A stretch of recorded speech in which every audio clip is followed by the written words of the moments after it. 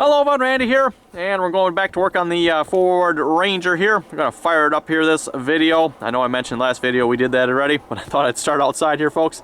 Snow is coming down, so let's get inside. Okay, so folks, in the last video I didn't show you starting it up. The battery on my camera here was basically dead. Pretty much just recorded that last little segment at the end of the video there. That's why I didn't record a whole lot of putting this together. I kind of recorded a couple bits and pieces.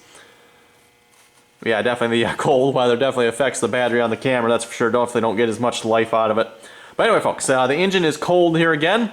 It sat overnight. Well, basically it sat a day almost here. So we're going to see once what it does when we start it up here. Like I mentioned last video there, folks, timing on the distributor I think is a little off. Definitely sounds like we got a little backfiring going on. And interestingly enough, it sounds like it's just this side. It just maybe like one cylinder is like backfiring every now and then. But anyway, got everything back together. No leftover parts.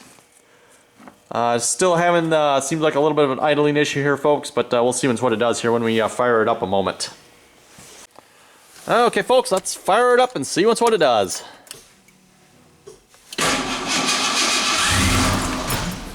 Oh, died there. Okay. Oh, there we go. Oh, it's gonna die again.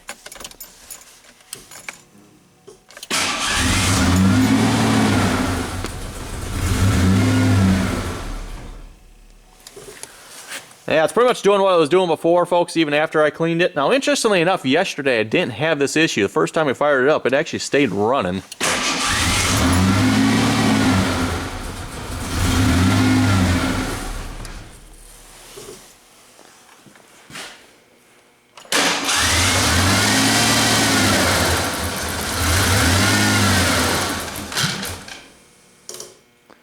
And yeah, I don't know if you folks heard that. It sounded like a backfire just a little bit there.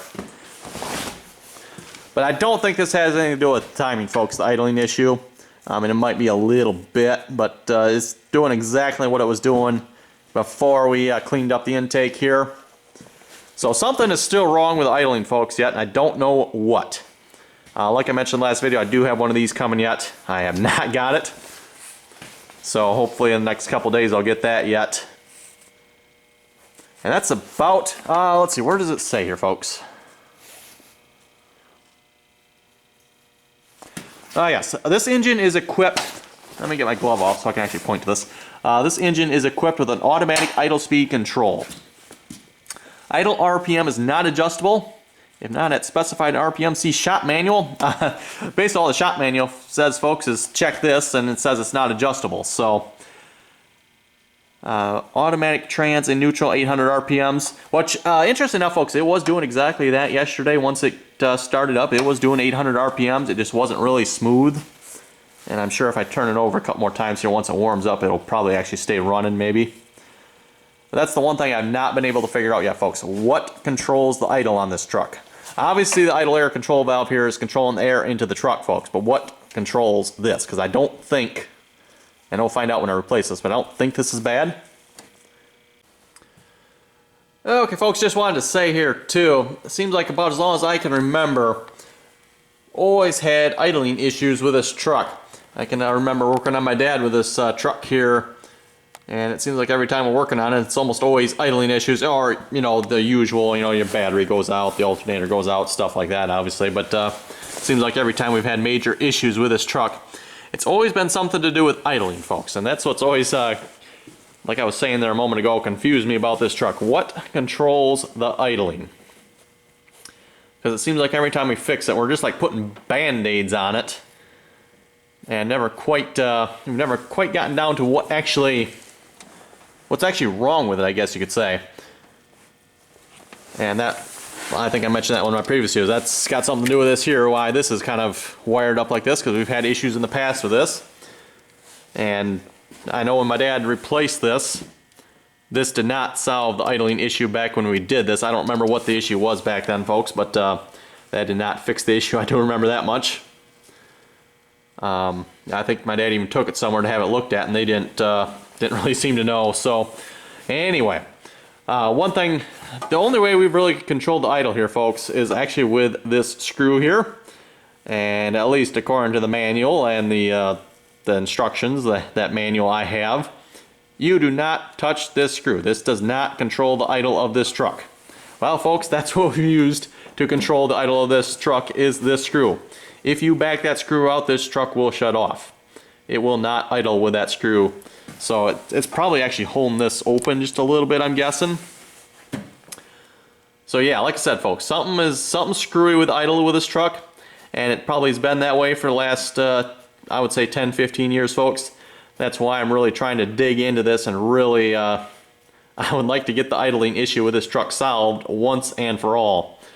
Like I was saying, it seems like we're just putting band-aids on it all the time. Or I'm always in here fiddling with a screw to get it back to where it needs to idle again. So, yeah, definitely something wrong here, folks. And I was just standing here, and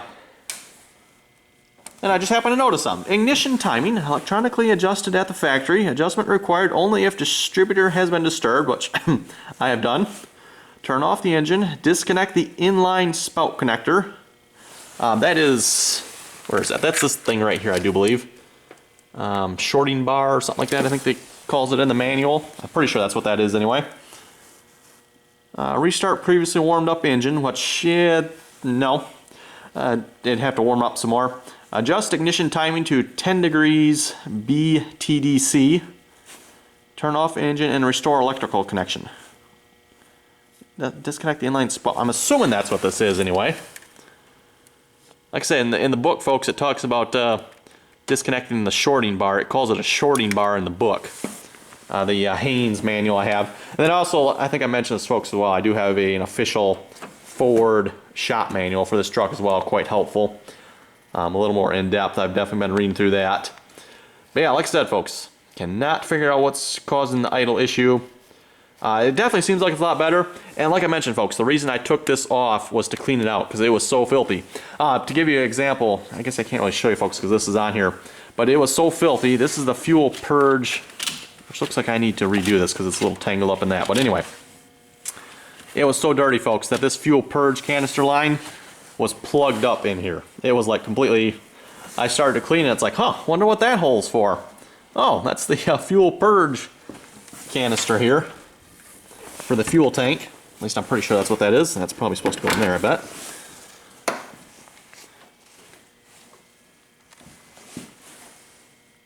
Yeah, anyway, folks, like I said, definitely really the reason I took it off was to clean it out. Got this cleaned up. Decided to take this off because this was equally as dirty. This is the lower intake, upper intake. And of course, I didn't realize it at the time, but that did require you to take the distributor off. If I'd known that, I probably wouldn't have taken the lower intake off, but oh well. One thing I want to say here, folks, too, why was the intake so dirty? I've got a couple theories here, folks.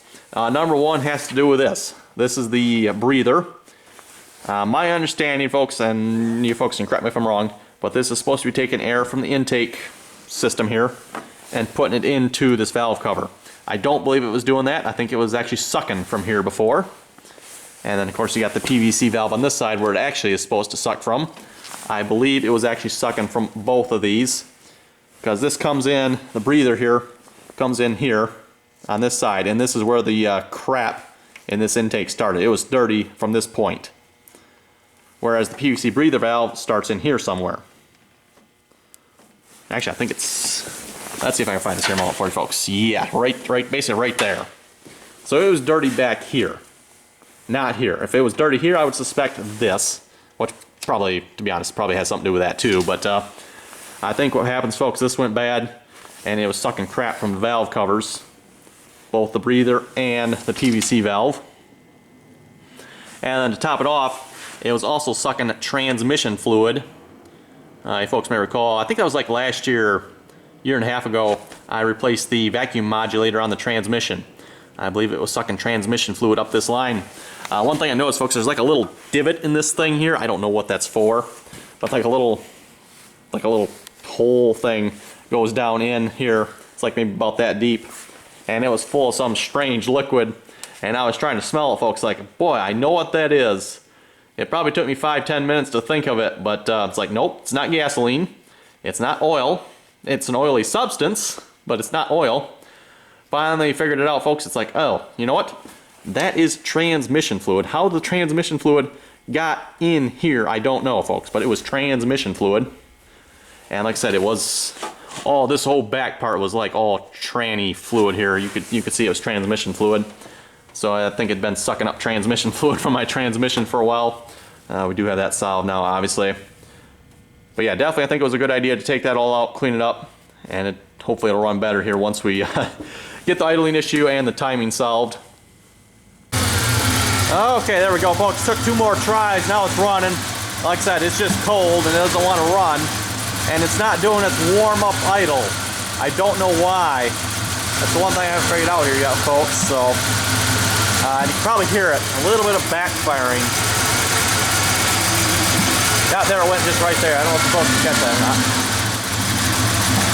But normally when this truck's old, or cold, not old, that's old too, but when it's cold, it should idle at about 1,500 to 2,000 RPMs. It is not doing that.